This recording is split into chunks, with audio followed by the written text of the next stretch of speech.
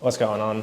Back for another build in public, which you guys have really been liking, so I appreciate that. These are really fun to make with me, but today I'm going to be talking around a topic that's a bit more, I don't know, right now, rather than just platform changes or whatever. Something that I'm struggling with right now. So when people talk about what I'm going to speak about, they talk about it like it's super easy to do, right? I definitely don't experience this because I'll explain, but I just find it's hard for me to communicate this effectively, and it's especially around sales and pitching something. So when it comes to automation, I hate project planning, right? So I hate looking at what everything is going to look like from a holistic view before actually building it, right? So for me, when a client comes to me and says, "Hey, I've got this idea, I want to build it," essentially all I want to do is start making it, and just start connecting the dots straight away, and it kind of takes shape as I build it. That doesn't favor a business because most of the time a client will want to see a proposal first and want to see what the system looks like from a holistic view before they pay you a good chunk of money to implement it. So for me, project planning is a weak spot and it's a pain point of mine. But right now I'm having to face some project plans, funnily enough. And so I thought I would break down how I used to do it, how I'm doing it now, and how I hope to do it in the future. So as I said just before, the way I used to do this was someone would give me an idea and I would just build it straight into Zapier or straight into Go High Level, whatever platform that I was using at the time. However, what that did was build a really bad habit, and that was the build it and they will come kind of mentality.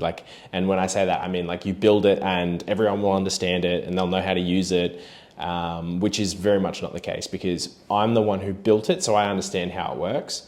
But then if I try and hand that over to a client, for example, there's no training, there's no documentation, and there's no overarching view, right, of how this system actually works. So a couple of examples of that is when I would build for example, Go High Level, right? Not using it as much right now, but still definitely do use it. But when I would build an account for someone, so a sub account where they could run their CRM through, I would build it and I would understand it's all connected, and then I would say, "Here's your login, go nuts." And people would not use the system, right? So they just wouldn't actually jump in, learn how to use it, how to put their leads in and all that kind of stuff. And I would get negative feedback because it doesn't actually solve the problem that they came to me with in the first place. So that kind of has been something that I've probably been dealing with for about 12 months.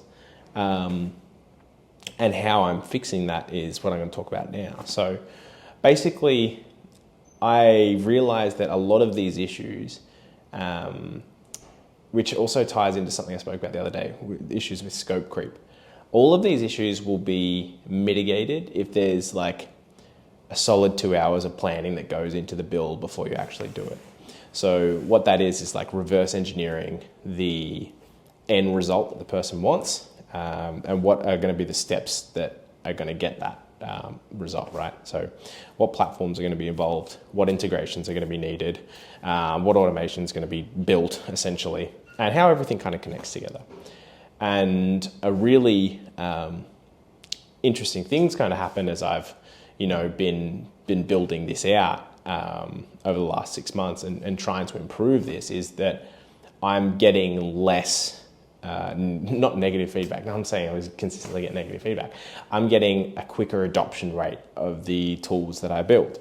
So when someone comes to me with something, instead of just jumping straight in and building it, I map out a mind map first, and then maybe a couple of paragraphs of how it all pieces together, and people understand it from the beginning, which is crazy. And when it comes to the actual handover, I've just started introducing like a loom of how everything works, which like all seems real obvious now. And like thinking back, like I know this shit, and I know that communication is one of like the core values of a solid business, is that you just communicate or potentially over communicate. And communication can look like emails, mind maps, looms, whatever. But if you are consistently communicating with people, they're going to just understand better, right? And for me, because I come from like a technical background, but also like a very heavy customer service background, I recently have drawn on the customer service side more and less of the developer, where in the past I was drawing more on the developer and less of the customer service. So one of the big things that I was doing previously was being very tech developer and not customer service based. Like when I was working at Apple, everything was customer service and not technical at all. When I was working, at Deloitte, everything was technical and not, and also customer service, but not as important. So right now, I'm putting in these systems in place to try and improve my delivery. And when I actually deliver a project, making sure the adoption rate is really high. So I think it's really interesting, these kind of tidbits of information that you pick up along the way that kind of mitigate your ability to grow fast, because you're thinking about fixing these things, and then you can get back to like marketing and outreach and whatever. And I'm doing that at the same time, don't get me wrong. But yeah, like it's not just like you build a product, you sell the product and millionaire.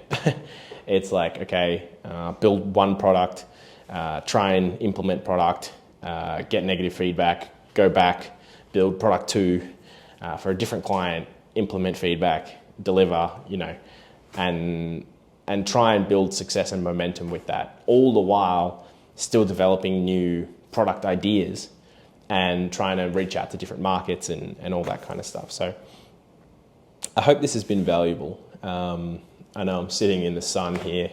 I'll actually show you. This is actually a big hack as well. I've been working out of WeWork recently, and I get to like get this view of Melbourne every day, which is pretty mad.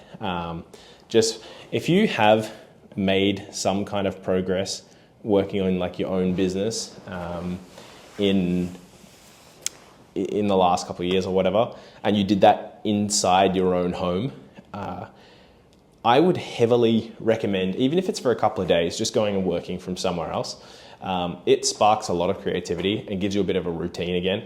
Because that's one thing I struggle with and have been struggling with, which has impeded my work, is that I had no delineation between home and work. So this has been great.